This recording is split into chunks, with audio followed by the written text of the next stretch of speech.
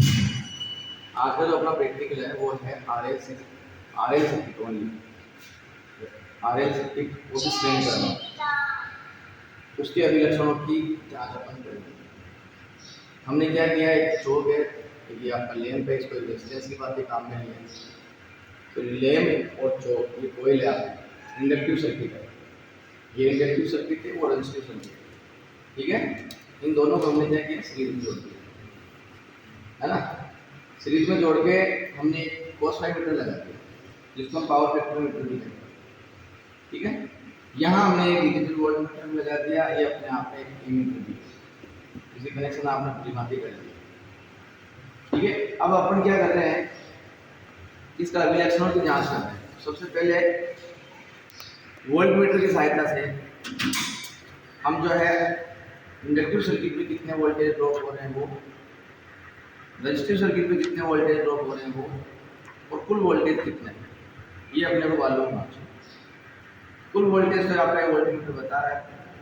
ठीक है, और इस मल्टीमीटर की सहायता से, ये जो आपका मल्टीमीटर है नेको का, इसकी सहायता से इस मल्टीमीटर को जब वोल्टेज की तरफ यूज करते हैं इस वाले मॉडल में, तो इसमें क्या है, ए की जगह यहाँ ए की जगह एसी की वोल्टेज भी मापता है और डीसी के वोल्टेज भी मापता है।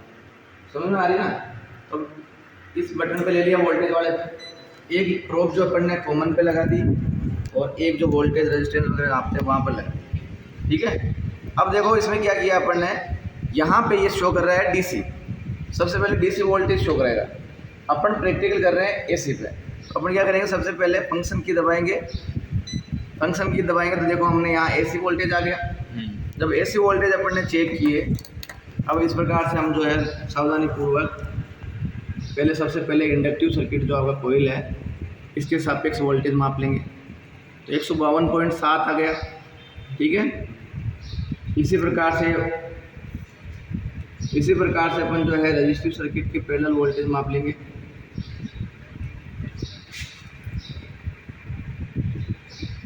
एक 118.1 आ गया, हाँ 117.7। चलो ठीक है, ये डाटा अपने पास आ गया। यानी कि रजिस्टर के पैरेलल जो वोल्टेज है वो आपकी रजिस्टिव वोल्टेज कहलाएगी। ठीक है, और जो इंडक्टर के पैरेलल जो वोल्टेज ड्रॉप हो रही है वो इंडक्टिव वोल्टेज कहलाएगी। और कुल वोल्टेज हमने यहाँ चेक करी थी, तो हमारा जो डाटा है वो इस प्रकार से हमें रिसीव हो गया। टोटल वोल्टेज यहाँ 214 वोल्टेज प्राप्त हुआ है। लाइन इंडक्टिव वोल्टेज अपने को 152.3 है और रजिस्टिव जो वोल्टेज है वो अपने को 117.8 है। अब इस अभिलक्षण से अपन क्या चीज़ें, करंट तो सेम रहेगी क्योंकि ये सीरीज सर्किट है, जाने का पाथ जो है करंट का वो एक ही है, एक ही पाथ है। तो हम कहीं भी किसी भी जगह अपन करंट को मापेंगे, मेजर करेंगे तो वो 0.2 एम्पीयर ही आएगा। चाहे हम किसी भी जगह यहाँ सर्किट में एम्पीयर मीटर लगाता है, अगर हम धारा का मेजरमेंट करते हैं तो 0.2 एम्पीयर ही आएगी, इस सर्किट के लिए लागू होगी। ठीक है ना, ऐसा नहीं कि 0.2 एम्पीयर सभी सर्किटों के लिए आएगी, केवल इस सर्किट के लिए। अब अगर अपने को इम्पीडेंस निकालना है, इम्पीडेंस का नाम था ना प्रतिबाधा, जिसे हिंदी में कहते हैं प्रतिबाधा, और अंग्रेजी में कहते हैं अपन इम्पीडेंस। तो जो प्रतिबाधा अपन निकालते हैं जेड, जिसे हम कहेंगे जेड। तो जब जेड निकालेंगे अपन तो क्या करेंगे, सबसे पहले टोटल वोल्टेज में टोटल करंट का भाग लगाएंगे। क्या करेंगे, टोटल वोल्टेज में टोटल करंट का भाग लगा देंगे। टोटल वोल्टेज कितनी है आपकी, 214 है, और टोटल करंट जो है कितनी है आपकी 0.2 एम्पीयर। लगाओ, भाग लगाओ, एक कैलकुलेटर आपके पास ऑन करो।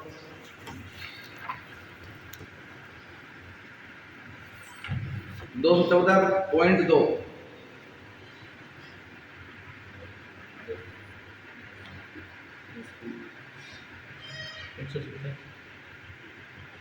0.2 1700 आ रहा है, देखो। हाँ हाँ 1070, ठीक है। तो 1070। अब इम्पीडेंस क्या है, बाधा है, तो इसकी भी इकाई क्या है, ओम है। तो कुल प्रतिबाधा हो गई आपकी इसमें 1070 ओम, है ना।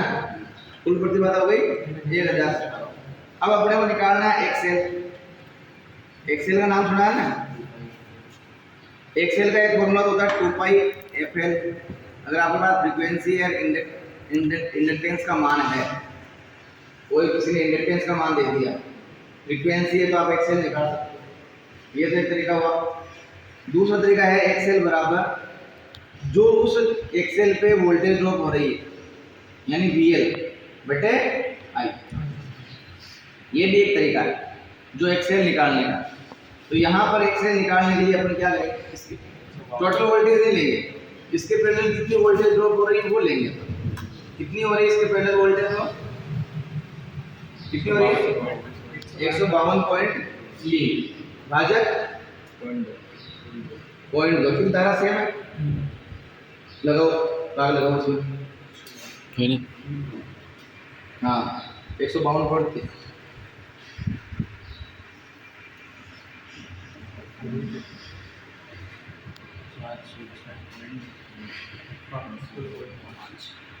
सात सौ इकसठ पॉइंट पाँच ओम, ये आपका एक्सेल आ गया। इसी प्रकार से अगर हम आर निकालना चाहें तो आर भी निकाल सकते हैं। आर के लिए भी वही नियम लागू होता है भाई। आर मतलब एक तो टोटल जेड निकाल लिया अपन ने, है ना। अब ये भी एक्सेल की भी इकाई, ये भी बाधा ही एक प्रकार की, लेकिन ये सप्लाई के साथ पैदा होने वाली बाधा है ना। तो इसको अपने इंडक्टिव रिएक्टेंस कहा है, प्रेरणिक प्रतिकार जो इसका हिंदी में नाम। तो 761.5 ओम आ गए, इसकी भी इकाई ओम ही होती। अब आर की बात करें तो जो आर पे वोल्टेज ड्रॉप हो रहे हैं VR बटे में I। तो VR कितने थे अपने 117.8 बटे 0.2 की धारा सेम है, तो ये आर आ जाएगा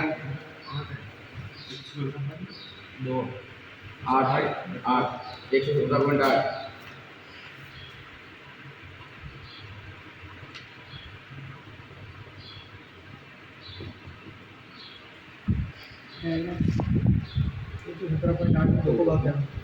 हाँ 117.8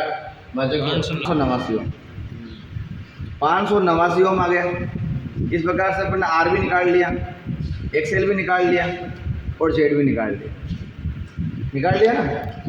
अब अपन जो है टोटल वोल्टेज की बात करें। अगर मान लिया अपन अलग अपने को VR और VL दे रखी है, तो टोटल वोल्टेज कैसे निकालेंगे। यहाँ तो टोटल वोल्ट मीटर लगा हुआ था अपने, इसलिए अपने नोट कर लिया।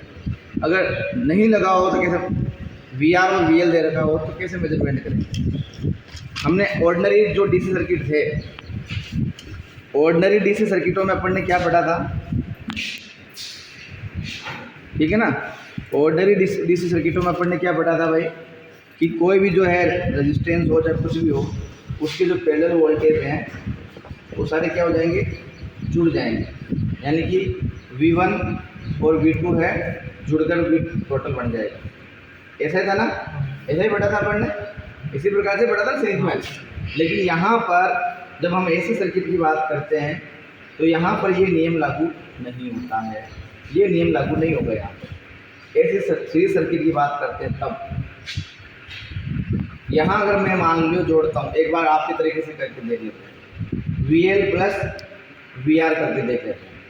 तो VL और VR कितनी थी अपनी, ये थी अपनी 117.8 प्लस VL कितनी 152.3। दोनों को जोड़ो, कितने ऐसे जोड़ो,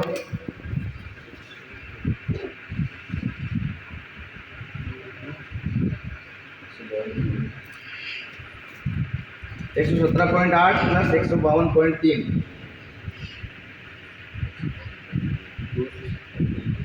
270.1। तो क्या इतनी वोल्टेज है क्या ये, जब वोल्टेज अपने 214 है ना, वोल्टेज 214 है। तो ये जो तरीका है, ये जो मेथड है, ये मेथड गलत है। कब, जब AC सर्किट लगा हुआ, जब आपका AC सर्किट हो तब ये मेथड बिल्कुल गलत है। क्यों, क्योंकि यहाँ अदिश योग नहीं होगा। ये अदिश योग है आपका, कौन सा है, अदिश योग है। वहाँ होगा आपका सदिश योग। सदिश योग में क्या है, अब इसमें अपन मान लेते हैं भाई इसको, ये आपकी VL है ये आपकी वी आर, ठीक है, ये आपकी वी आर है, ये आपकी वी एल। इनका जो परिणामी आएगा, इनका जो परिणामी आएगा वो आ जाएगा आपका वी टोटल। अब परिणामी निकालना अपने को तो कैसे निकालेंगे, V R V sorry V total है ये, है ना। तो फॉर्मूला क्या है, अब ये कर्ण है, ये आधार है, ये लंब है, तो अपने को कर्ण का अगर निकालना हो तो कर्ण स्क्वायर बराबर आधार का स्क्वायर प्लस लंब का स्क्वायर। ये तो पाइथागोरस स्क्वायर में अपने जो पढ़ी है अपने, तो कर्ण हो गया यहाँ टोटल वोल्टेज, तो वी टी का स्क्वायर, आधार हो गया यहाँ वी आर का स्क्वायर, लंब हो गया यहाँ पे दोनों का, मतलब दोनों एक ही है तो एक ही है, वी एल ही है यहाँ पे, तो अभी कोई माइनस ही नहीं है, तो वी एल का स्क्वायर। अब अपन इस तरह से निकालेंगे, तो वी आर इसका ये हो गया 117.8 का square plus, sorry V L है ना ये, तो कोई बात नहीं होती, कोई यूज ना आएगा, 1 का स्क्वायर। अब इसका स्क्वायर करके निकालो, अब ये यहाँ भी स्क्वायर है, तो स्क्वायर जब हटाएंगे तब अंडर रूट लग जाएगा, तो वी टोटल बराबर 117.8 का स्क्वायर प्लस 152.3 का स्क्वायर। करो इसको सॉल्व, वन कर दिया, अंडर रूट वी आर का स्क्वायर प्लस 114, 112, 113 करीबन 9